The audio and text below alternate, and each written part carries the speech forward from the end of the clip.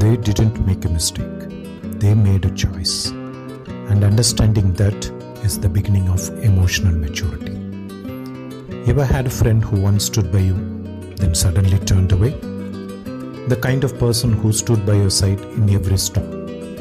They were there for the late night talks, the small victories, the moments when you doubted yourself. You trusted them. You believed the bond was unshakable. But then things began to change. The call stopped, the conversation grew shorter. They started keeping their distance, leaving you alone in moments you thought you would face together. The same person who once defended you now found ways to undermine you in front of others. Finally, when you confronted them, the words cut deep. They might answer you, "Hey, it just happened. Don't take it personally." But let me tell you, silence doesn't just happen. Distance doesn't just happen. Criticism doesn't just happen. They are choices, and choices reveal priorities. It is easier to call it an accident, to say they didn't mean it, they weren't thinking, it just happened. But let's slow this down. A mistake is an accident, but making a choice is calculated. Because if you mislabel a choice as a mistake, you will tolerate it twice. And when someone acts despite knowing it may hurt you, they are revealing their priorities, not attacking your worth, revealing just their priorities. That distinction matters. But that doesn't make them evil. It makes them misaligned with you. And misalignment is information.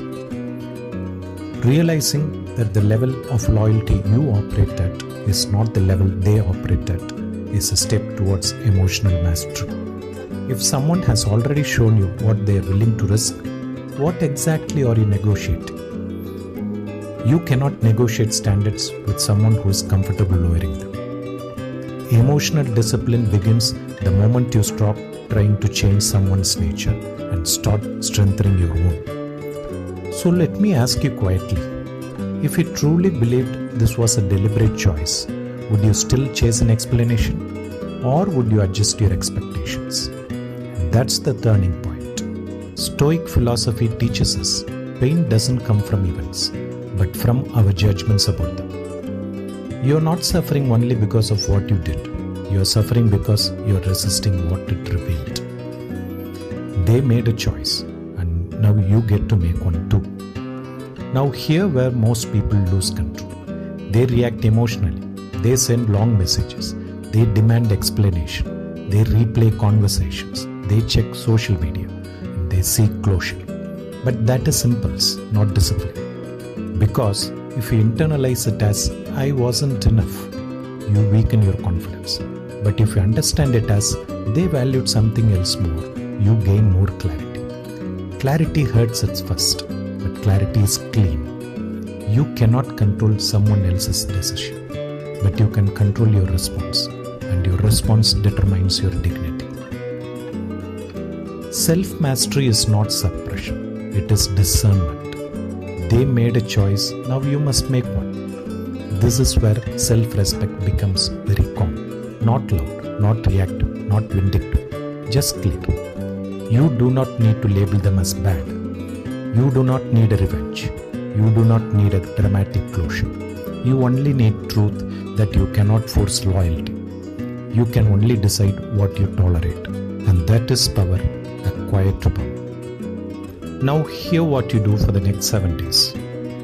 No emotional reactions, no late night texts, no social media checking, no reversing imaginary conversations with them. When the urge comes, and it will, pause for 90 seconds.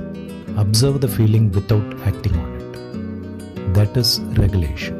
That is strength. You are not suppressing emotion. You are training response. Because discipline is not about controlling others. It is about governing ourselves. So for the next 7 days, do not text, do not check their profile, do not ask mutual friends about them. Not to punish them, but to train yourself.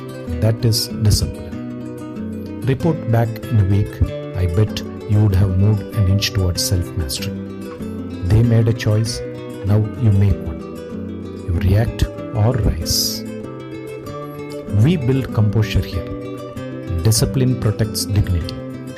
Growth begins when awareness replaces impulse. And in the next part, we'll talk about why you still miss someone you now see clearly. Because awareness is step 1, control is step 2. And we are training both. Thank you. God bless you.